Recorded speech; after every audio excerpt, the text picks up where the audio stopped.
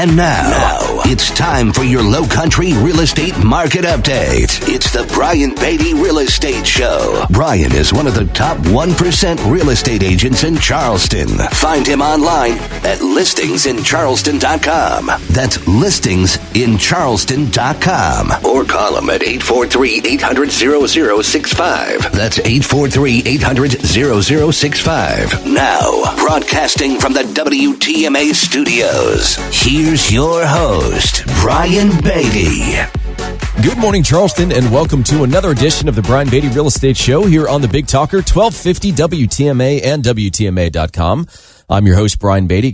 11 years I've been on this program helping you guys better understand the real estate market from the perspective of somebody that sells a lot of real estate. I've been selling real estate for 19 years, about 1,500 transactions here locally, about $1 billion worth of real estate represented over that time. So I share my experiences as somebody that's been in the real estate market for a long time. And of course, we talk about trends within the market, right? What's happening with prices, inventory, what's happening from a regional perspective, national perspective. And then how does that impact us, folks that live here in Charleston, South Carolina? I also talk a lot about the process. What do you need to know if you're going to buy or sell a home or invest in real estate or sell real estate or have your property managed in today's housing environment? So we're going to talk about a lot today. The first thing we're going to talk about is the fact that apparently this whole real estate mess is it's the baby boomers' fault. In fact, there was an article that came out that said, can't find a home to buy? You can blame baby boomers for the housing shortage. And they go on to say that nearly 40% of baby boomers have lived in the home they currently own for at least 20 years, and another 16% have been in their homes for between 10 and 19 years. So you've got a large segment of the population that is very happy with where they are right now. And so, and this is evidenced from our perspective by, we talk to a lot of people on a weekly basis. I've got a mid-sized real estate team. I'm done with having a really big real estate team. There are just too many moving parts and too many personalities and too many people not working. I feel like I'm banging my head against the wall a lot of times. So now we've got a nice condensed kind of lean and mean real estate team, but we still make a lot of phone calls to a lot of people because we're trying to find inventory for the buyers we represent. Or we're trying to find buyers for, of course, the homes that we represent. It goes both ways. Well, a lot of folks that have owned their home for quite a while that are up there in age, they don't have any intention of moving. Now, of course, that's not a blanket statement. That's completely true because plenty of folks have realized that, hey, we're getting older in age. We're tired of climbing the stairs to go to sleep. It's getting a little too much for us to handle. The yard's too much for us to handle. We don't feel like spending the money every month to have somebody maintain it for us. So we're going to just kind of condense. We're going to simplify our lifestyle. We're going to sell our big home. We're going to move into something a little more manageable for us. And there are plenty of those folks I'm working with several of them right now. But what's interesting, when you look at articles like this and when you start to really follow the real estate market, so much of what's out there is designed to get clicks, right? To get subscribers, because all of these media outlets now, like Facebook or like YouTube and TikTok, they will pay to promote your content if it's relevant. And so you've got all these folks that now want to be social media sensations because they're making, a few of them at least are making a few $1 million a year by just promoting their content. In order for that to happen, they have to have really attractive, engaging content, which means that in most instances, they are going for the throat. They are going for extremely polarizing opinions, viewpoints. It's the outspoken minority that seems to get the majority of the attention.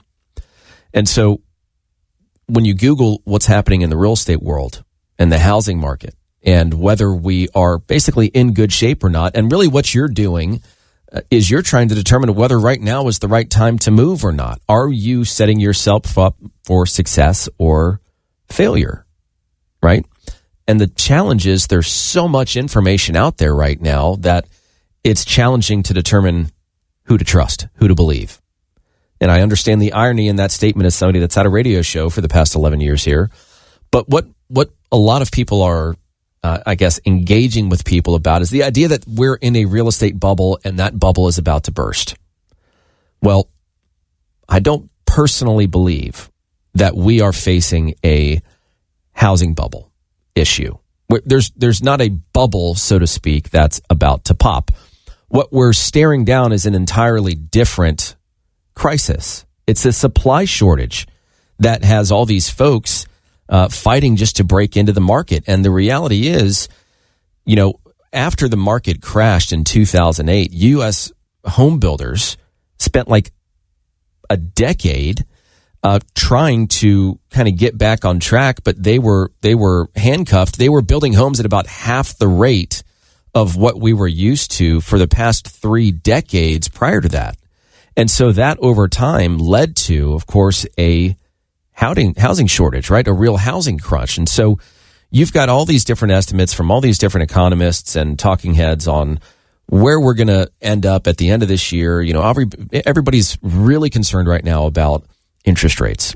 And if you follow me on Facebook, you would have heard that we were expecting interest rates to increase when the Consumer Price Index information came out this week. And lo and behold, interest rates went up. We were at 6.5%. You can still find some products close to that, but for the most part, we're at like 7% again. Mortgage rates actually went up. And so we're not going to, we'll talk about that a little bit later on in the program. But the reality is that depending upon who you follow and the information you trust, we're somewhere between 2 and 6 million homes short of where we need to be right now in terms of homes that should have been built. And so this supply constraint has really hit millennials hard, which, by the way, if you didn't know, is the largest living generation in the U.S. right now. And they're reaching, some of them are reaching fairly close to like their prime earning years, right? A lot of them have done very well.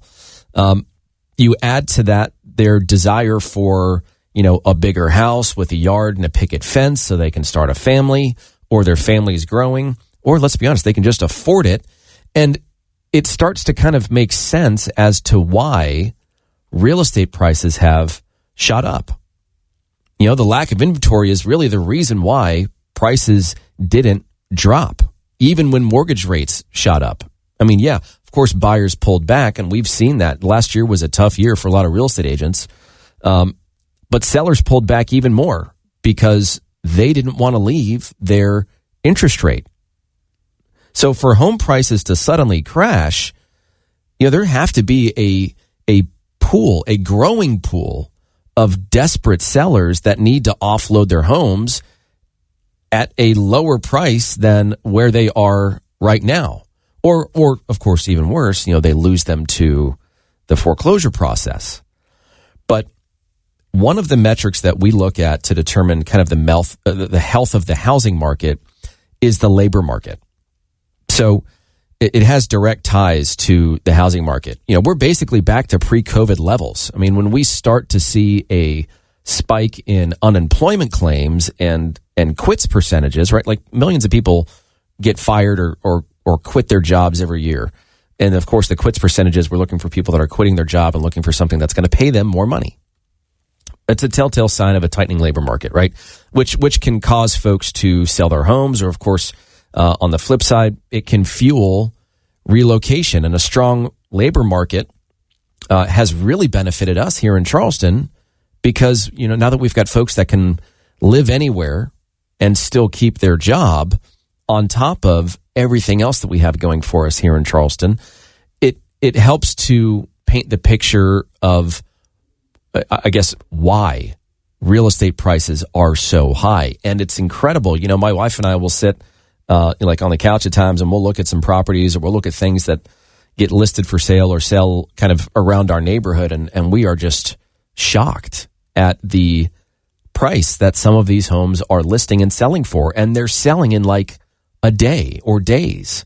I shared some stats in a previous show about what the active inventory, or what, if you look at current homes for sale, right? And you talk about, and you differentiate between the ones that are new construction or that are proposed new construction and existing homes, the existing homes there's very few of them in relation to the amount of people that want to buy property, which is why we're still seeing multiple offers, which is why prices have still stabilized, even with everything else that seems to be doom and gloom with regard to interest rates. So this whole, conversation around this bubble bursting is kind of debunked because of the fact that the pandemics and the soaring prices that we experienced have been justified, right? Prices didn't spiral out of control because we loosened up our lending standards and could give a loan to anybody, regardless of whether they had a job, income, credit, assets, right? The whole ninja era, right? No doc loans. It's not like we're dealing with that. It's not like we built so many homes that we oversupplied the market. It's not like we have so much speculation in our market that it's impossible to fail, right? I think people still have plenty of scar tissue from 2008. So it's been a market that, people are always looking for the doom and gloom, and a lot of people that are kind of in this line of work that have a platform to share information focus on the doom and gloom because that's what gets attention. I'm here to say that I think that prices in Charleston, at least for the short term, are not going down in any drastic way whatsoever. In fact, in most areas, we're seeing them go up a little bit slower than normal. And by the way, 2020, 2021 is not normal.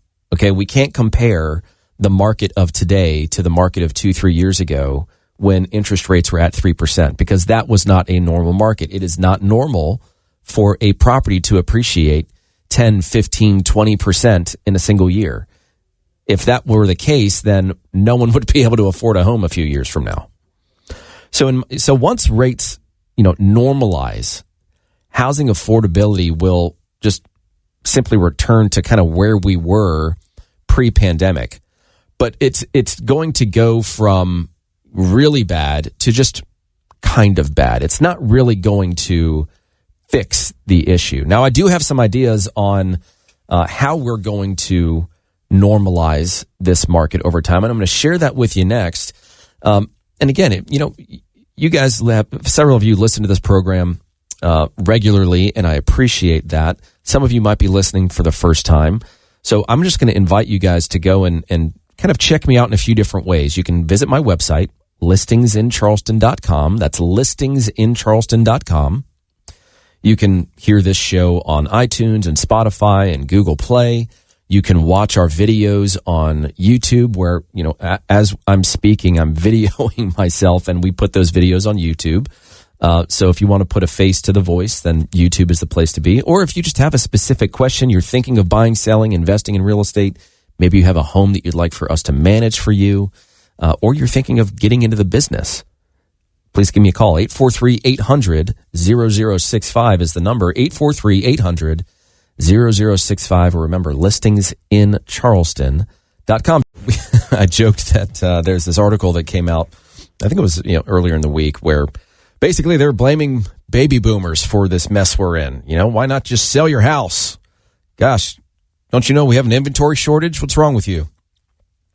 Of course I kid. But I do want to talk about where I think some of this inventory is going to come from, because a lot of agents have their backs to the wall. They really just don't understand, I think, this market.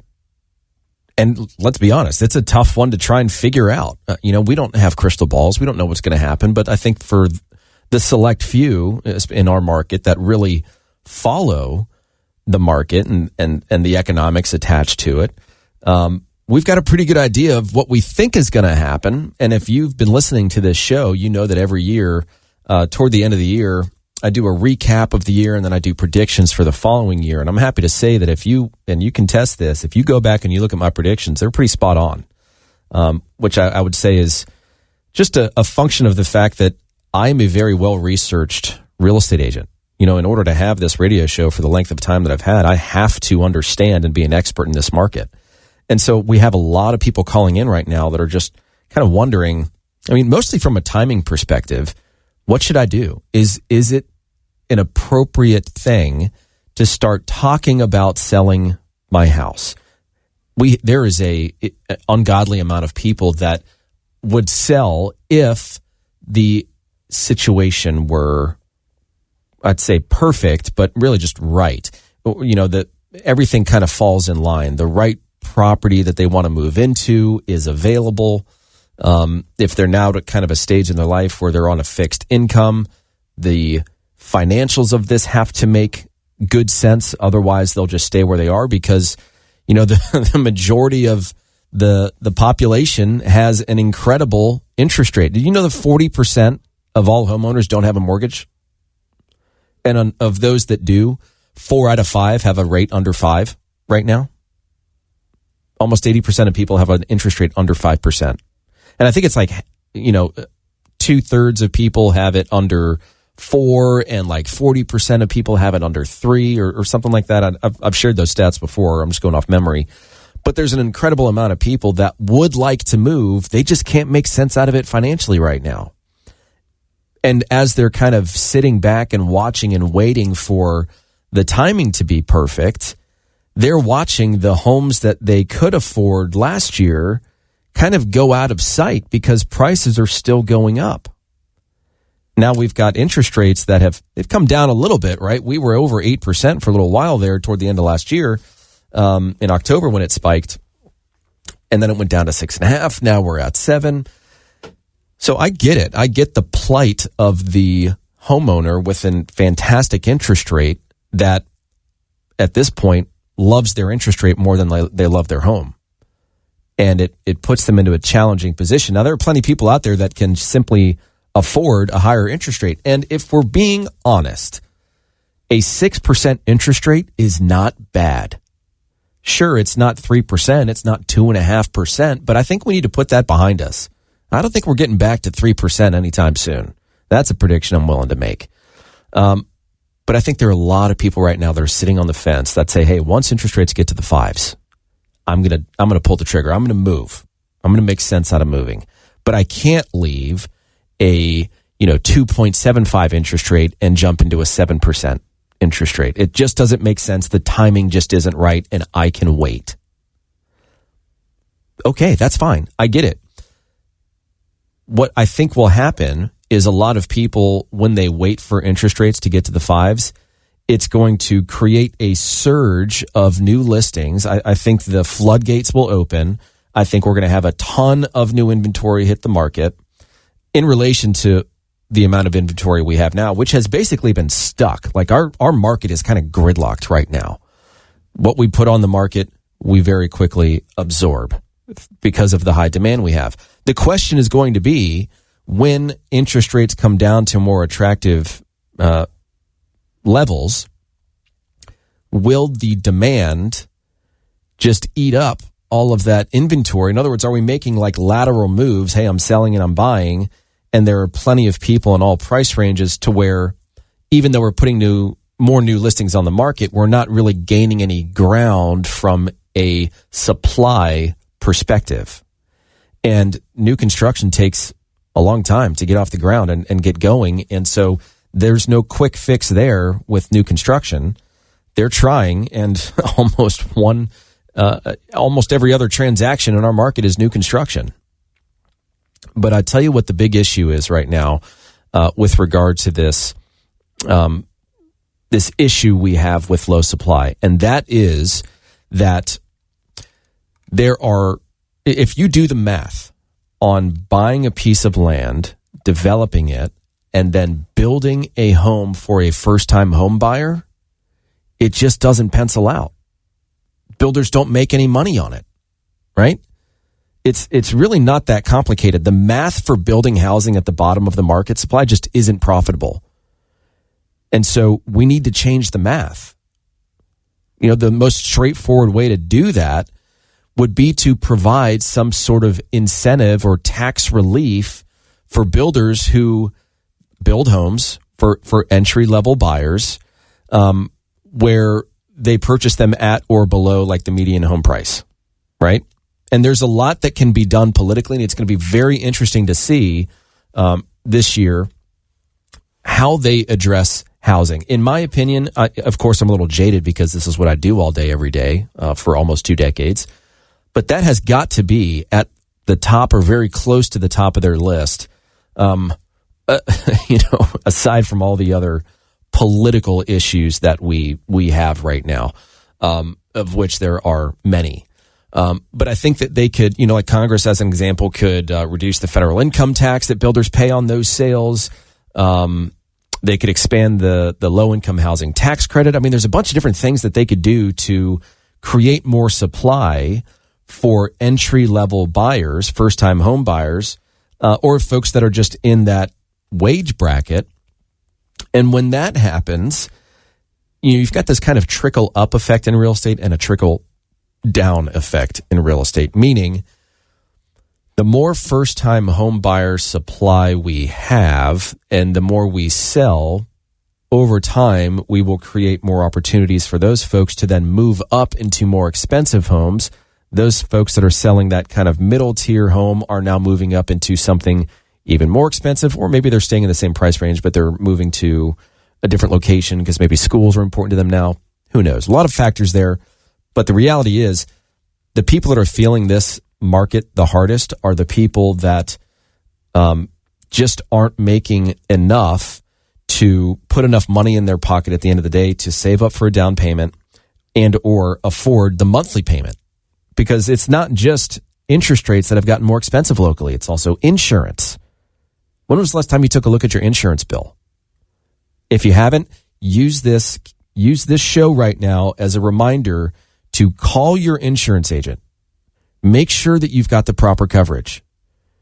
I mean, I just did this on a duplex that I own downtown, and the replacement cost, like if I had a total loss on that property, if I look at my insurance, if I look at my declarations page and I look at, all these different factors that go into how much I pay for my insurance, if that house got completely wiped out and what was on my policy was the payout that I got, I'm here to tell you there's no way I can come even close to rebuilding that property. So we had to adjust that significantly because it hadn't been adjusted for, we've owned that property for 11 years. I'm not sure if it's been adjusted at all. I don't know.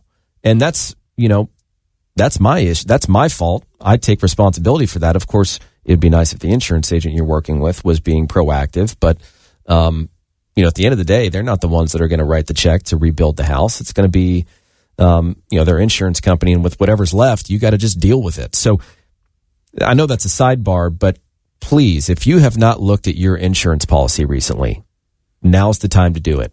Are you properly covered? People always want to go for the lowest premium possible. That's not always the best plan. All right. Now, what else, kind of getting back on track here, what else could add to the inventory? We've talked about the fact that, hey, if interest rates do come down, I do think you're going to have a lot of people that decide to get back in the market. And that's the majority of the phone calls it seems like we're having right now. It's, I would like to sell, yes, just not right now. The timing just isn't right. And so that, I think, is going to be the biggest, contributor to new listings. I think that if we can get something worked out where builders have more incentive to build lower income housing, entry level housing, I guess would be a more appropriate way of saying that, then I think that's going to fix a lot of things. The other way of, and of course you've got new construction, but then what else is there, right? You've always got people that, there are all these words that start with the letter D that contribute to moving. And it's like death, divorce, diamonds, degree. There's a bunch of other ones, but you get the point. There will always be transactions, right? We kind of proved that at the end of last year when we look at the total number of homes that sold nationally is coming in like right around 4 million, and it was down significantly. I mean, down millions of transactions compared to 2021 and 2020. So we've got a lot of folks that, and I've mentioned this on this program before, but we had a lot of folks that would have likely moved within the next, say, 5 years. They just sped up that timeline because they were like, well, wait a minute. Interest rates are 3%? You're meaning to tell me that I can sell this house that I've been living in that has grown in value, right? I mean, we've been in our market, we've been appreciating since like 2013. So we've got all this equity. We can sell our house. We can buy something bigger and better and have the same or lower payment. Yeah, I'm going to do that. That makes a lot of sense.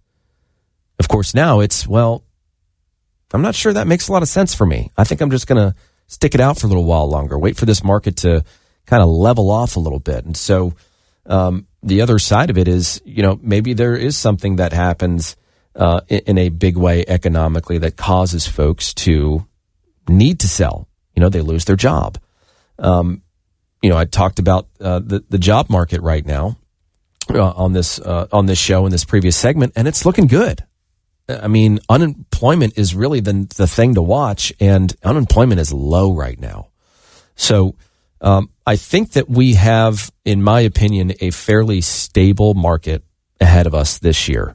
I think it's going to be somewhat of a repeat of last year. I think it's going to feel slow for real estate agents like me that are used to doing 100 plus transactions a year and just always running at 100 miles an hour.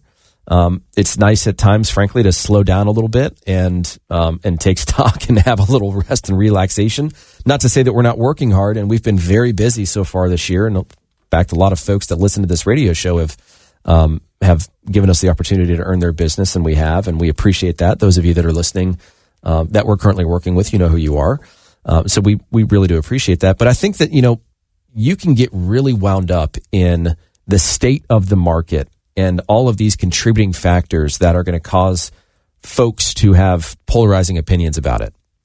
From where I stand, I see this as being a fairly stable market. I don't see prices dropping in a drastic way anytime soon, unless there's some sort of event that occurs economically, politically, whatever, that we're just not privy to at the moment. But as it stands right now, I think that we are in line for a few percentage points of appreciation because there's still nothing for sale. It's a very low inventory market, which means, unfortunately for you buyers, it's still tough to find a good deal. I will say, however, that seems to be changing just a little bit as this market continues to struggle with interest rates and affordability. So I'm going to take a break. I'm going to come back. We're going to switch gears a little bit. But if you guys have questions about the market, if you have a question about what your home would sell for, or maybe you're one of those folks that are like, hey, if I could find something to move into, I would very seriously consider it. I'm just here to tell you we have a long list of not just buyers, but sellers that would sell if we brought them a good deal and they had somewhere else they could go. And so a lot of what we've done over the past several years is kind of gotten back to playing like the role of middleman, right? Like in all these people that we talk to, this database we have that has over 400,000 people in it. I'm not kidding when I say that. We've gotten really good and intelligent and really techie on how we can connect the dots between this buyer that we just had this conversation with that says, hey, here's what I want to buy, here's what I'm looking for. And then all the sellers that we have access to that we've either had a conversation with or that we have access to that we can say, all right, well, let's sift through this list. Who has this, that, and the other in these locations and price ranges? And how can we connect the dots? We've done a lot of deals personally within our team without even needing to put it on the MLS. So maybe that's your speed. Maybe you're not really gung-ho about putting your home on the market and having a massive marketing campaign and have it be this big event. Maybe you'd like to do something a little more nonchalantly kind of behind the scenes. So if that's something that you're interested in, let me know, and I'll talk with you a little bit more about the specifics on that. We can set up a time to chat. My number is 843-800-0065. That's 843-800-0065. You can reach out to me through email, brian@brianbeattyteam.com, or of course you can go to listingsincharleston.com. That's listingsincharleston.com. I always like to take a little bit of time and just let you guys know that I appreciate you. I appreciate you listening to the show. It's been a pleasure doing it for 11 years now. I will continue to do it for as long as WTMA will have me. In fact, you might even be hearing even more of me on WTMA. A little foreshadowing there, but just want to say that I appreciate those of you that reach out or don't, but just rely on this show for information and to help you become prepared for your next inevitable move, whatever that is, wherever that is.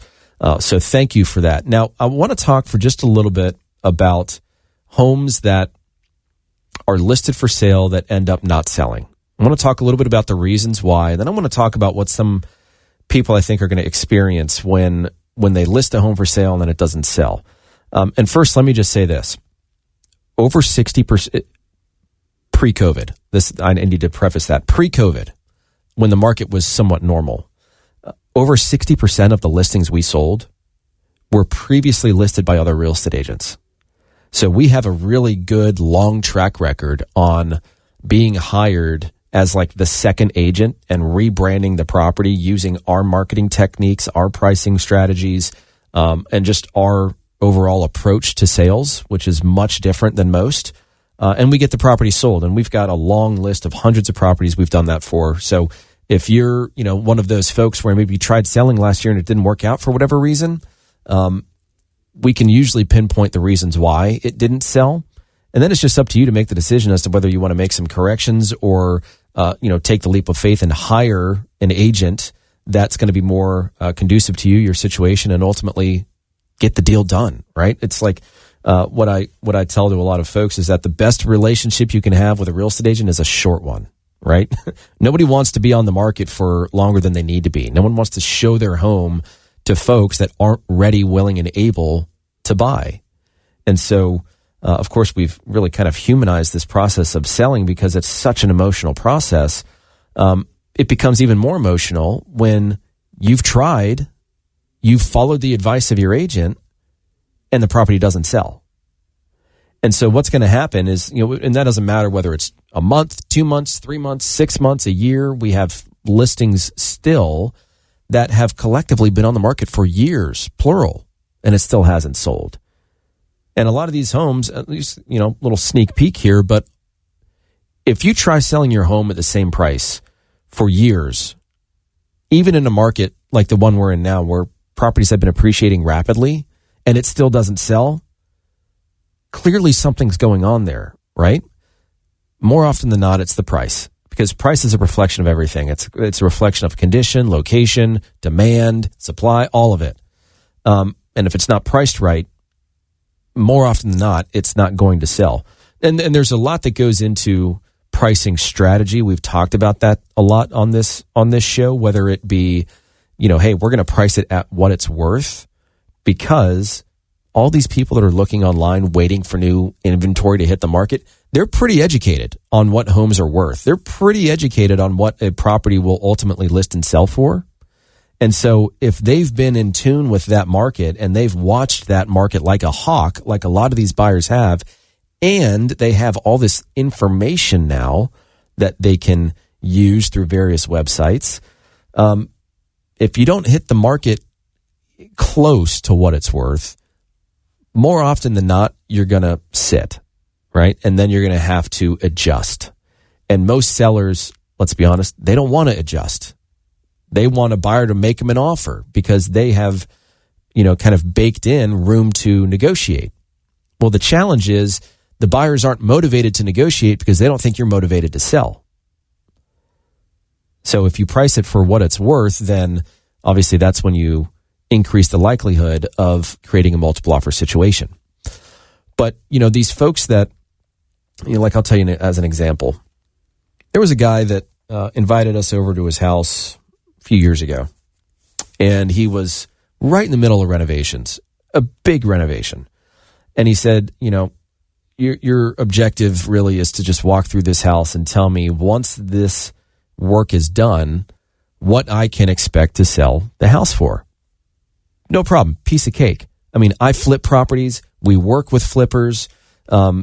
We have a bunch of people that call us that either want to do work to their home before they list it for sale, or they want to know how much it would cost so we can factor that into pricing. But in other words, if I can't effectively price a property, then, I have no business being a real estate agent. And I'm here to tell you that the the list price to sales price ratio on our team is better than the market average. So of course we're good at this, right? We understand our markets very well, and hopefully for those of you that are listening, you can believe that when it comes to pricing, when it comes to market knowledge, I'm your guy. I know what's going on here. So, anyways, guy invites us over, tells us what to do. Hey, what do you think this home will sell for once this project is done? It's about a $150,000 renovation. Even a $150,000 renovation shouldn't take any more than a few months if you've got the right contractors. Well, anyways, we gave him a price. Took him 2.5 years to get the job done. Had a bunch of nightmares with contractors taking advantage of him. He was out of the area. It was a nightmare for him.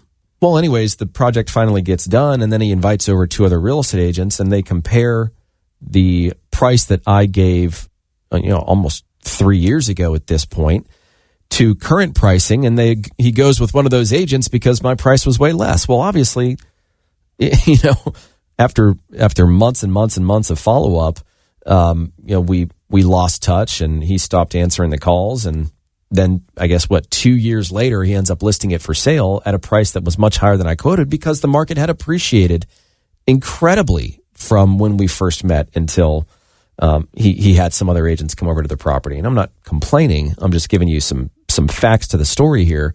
Well, anyways, he lists it with another agent. It doesn't sell. He calls me. He says, "Hey, Brian, I'm not sure what I was thinking, but I want you back over to sell the house now." So he's out of area. We call each other and we chat, we meet. But then all these other agents start calling because it's an expired listing. And if you've ever been in this position, you know what I'm talking about. As soon as your house comes off the market, prepare to be bombarded by real estate agents. It's just what they do. And a lot of them have been taught that, hey, you don't need to go and spend a bunch of money on your business. Just wait for people that didn't sell and call them. It's free. And so what happens is you get a lot of these new agents that call, and some of the things that come out of their mouths are absolutely crazy. So, we end up not working together again because now we've got all these agents that are starving for business, starving for listings, and are willing to say what they think the seller wants to hear in order for them to get that listing agreement signed. I mean, we're in a low inventory market. Listings are gold for agents right now. And so regardless if that home sells or not, at least they have something to leverage. At least they have something to market. And even if your home is overpriced, who cares? Because they're going to get buyer leads. Maybe they get another listing lead in that same neighborhood and they sell that person's house. The fact that agents are basically using you is why our industry has the kind of reputation it has. And that's me being very brutally honest, because the folks like me hey, look, you call me when you want to sell your house. If you want to just list your house, do it with someone else. We're here to help you with your transaction. We're here to net the most money possible. I don't need to tell you that your home is worth 20% more than it actually is just to get my sign in your front yard. But that's what a lot of agents, that's the position that they're in. And so this homeowner now starts hearing all of these differing opinions on why his home didn't sell and what they can do for him and how they're different and how they're better and why his home should have sold for more money. His home was on the market for 6 months at the same price. And now we've got people out there saying that he should have listed it for, 20% more. Sorry, you're not that good. Let's just be honest. You're not that good. Some of these agents are saying stats like, well, my listings sell on average for 15% more than other agents. I will eat my hat if you can produce a list of properties that you somehow sold for 15% more than what the market was willing to pay. Some of these stats are just not checked. Our industry is not very well policed, and homeowners and home buyers feel the brunt of that. And that's what shapes their opinion of our industry. And so it's really, what's the point in telling you all this?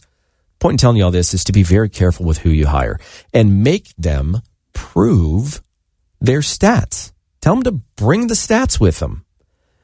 If they think they can sell your home for a certain price, prove it. Show me the data. How are you analyzing and interpreting the data to arrive at that assessment of value? And if you're not fact checking your agents, then, you have a part to play in the reason why your home did not sell. So interview agents, make sure they're substantiating their claims. If you're thinking of selling your house, please give me a shot. I'll show you what an interview with the top agent would look like. My number is 843-800-0065. That's 843-800-0065. Or go to our website, listingsincharleston.com. That's listingsincharleston.com. Of course, you can send me an email, brian@brianbeattyteam.com, or just Google us. You can find us anywhere. Got a little heated in that last segment. Sorry about that. Actually, I'm not sorry, because you know what? I'm passionate about this profession, and I'm passionate about you getting the best of the best. I want you guys to win in your real estate transaction. And so that's why we do the show, is to inform and educate. So if at any point in time you guys have questions for me, you're thinking about buying a home, selling a home, investing in real estate, maybe you have a home you'd like for us to manage for you professionally. My number is 843-800-0065, 843-800-0065, or listingsincharleston.com is our website, listingsincharleston.com. So with a little bit of time left, I want to talk for just a moment about property management, because we talk about this inventory issue that we have, this very severe lack of supply in our market, and what that's done to prices and to people looking to get into this market. And the reality is, there are going to be plenty of people that decide to keep their current home and their current interest rate and use it as a rental property, use it to generate income, and then still go and buy their next home. So we own a property management company.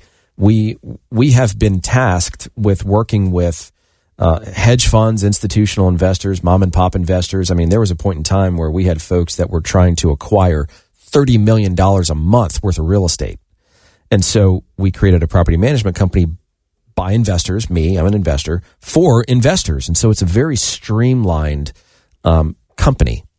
And so what I just wanted to leave you guys with is that if you own rental property, you're either managing it yourself, you want to acquire additional rentals, or you're just looking for a change, what we have created is a way for you to maximize your cash flow, because there is no fluff in what we do. It is very streamlined.